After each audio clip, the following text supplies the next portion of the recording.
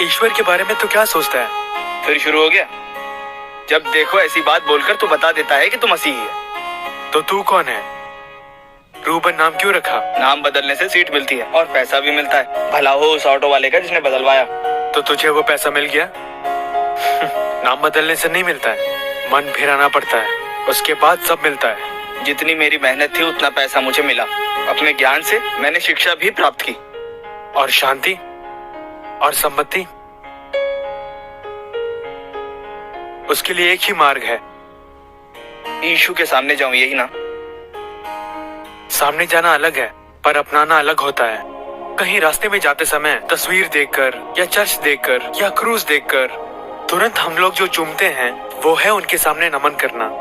और मैं जो बोल रहा हूँ यीशु को अपनाने के लिए, तब वो सदा हमारे साथ ही रहेंगे। कैनेडी, एक बात पूछो तो बुरा मत मानना।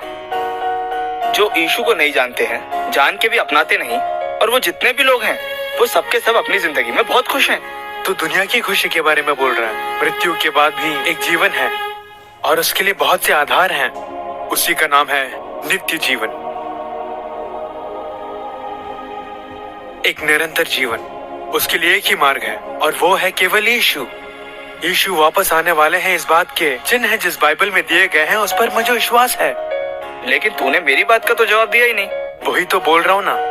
एक बस अड्डे पर एक बाप अपने सगे बेटे के साथ बस के लिए प्रतीक्षा कर रहा था और उसका बेटा उसे खाने में क्या क्या चाहिए वो सब अपने बाप से बोल रहा था। और बाप ने खरीद के भी दिया। उसके बाप ने केवल उसे ही खरीद कर नहीं दिया, उनके पास एक और बच्चा खड़ा हुआ था, उसको भी खरीद के ला के दिया। तो उसके बेटे को सब मिल गया और एक दूसरे अनजान बच्चे को भी सब मिल गया। लेकिन जैसे ही बस आई, वो केवल अपने बेटे को साथ लेकर उस बस में चढ़ गया।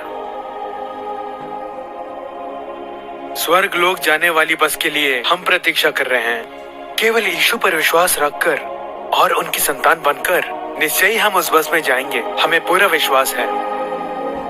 मत्ती 22:14 में लिखा है, क्योंकि बुलाए हुए तो बहुत हैं, परंतु चुने हुए थोड़े हैं।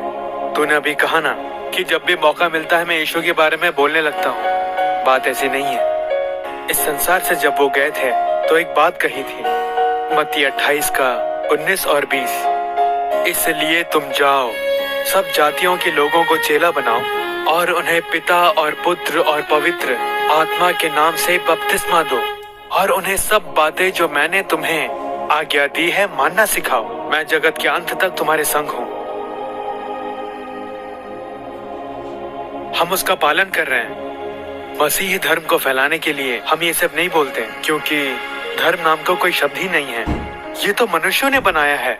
यीशु सबसे प्रेम करते हैं और तुम भी सबसे प्रेम करो, ऐसी हमें उन्होंने आज्ञा दी है। किसी त्योहार पर जब राशन की दुकान में 2 किलो चीनी एक्स्ट्रा देते हैं तो तुरंत हम जानने वालों को बताते हैं ना। वैसे ही ये उद्धार बिल्कुल मुफ्त मिलता है और उसके द्वारा ही मोक्ष अवश्य प्राप्त होगा। ये जानने के बाद ये सबको बताए बिना रह पाएंगे क्या? हर एक मनुष्य को, जिस किसी को भी हम चाहते हैं उसको बताए बिना रहेंगे क्या? इसीलिए हम कहते हैं, और उसी का नाम है सुसमाचार। जितने भी धर्म हैं वो सब मोक्ष का मार्ग बताते हैं ना। आज तक जो बात किसी ने नहीं कही वो केवल यीशु ने ही कही। मैं ही मार्ग हूँ, सत्य हूँ और आज भी जीवित हूँ। यीशु परमेश्वर का अवतार है ना। तो फिर परमेश्वर कौन है? तेरे सारे प्रश्नों के उत्तर बाइबल में दिए गए हैं। ध्यान से पढ़ोगे तो सच क्या है जान जाओगे, क्योंकि सच्चाई जो है वो एक ही है। हमारे लिए अपनी बलि चढ़ाई यीशु मसीह ने, और वही है कृपा। और उसका जो एक ही आधार है वो बाइबल ही है ना। सन 2012 में भूमि पर जिसने भी जन्म लिया हो, उनकी जन्म तिथि के साथ यीशु मसीह की मरण तिथि भी जुड़ी हुई है। इसका चिन्ह बाइबल में दिया गया है।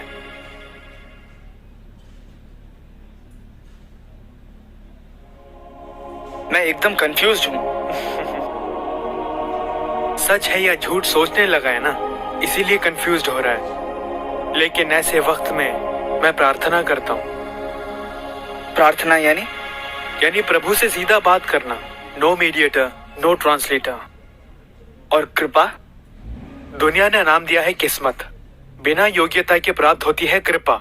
जो प्रभु से मिलती है। और विश्वास? देखकर जो होता है वो है भरोसा, बिना देखे जो एहसास होता है वो है विश्वास। और ये उद्धार? पाप से छुटकारा पाना, नर्क जाने से छुटकारा मिलता है, ये केवल यीशु से मिलता है, मुझे विश्वास है।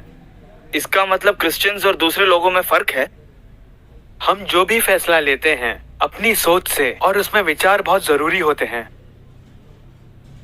किसी कॉलेज में एडमिशन का फैसला लेते हैं पढ़कर पास करने के लिए। वहाँ पढ़ाने वाला कैसा है, प्रिंसिपल कैसा है, इस बारे में सोचेंगे तो ना तो डिग्री ले सकते हैं और ना ही भविष्य की कोई गारंटी। क्रिश्चियंस को मत देखो, चर्च को मत देखो, पास्टर को मत देखो, सबसे पहले यीशु को देखो और वो कौन है ये जानो। उसके बाद हम कौन हैं, हमें कैसे रहना चाहिए खुद जान जाओगे।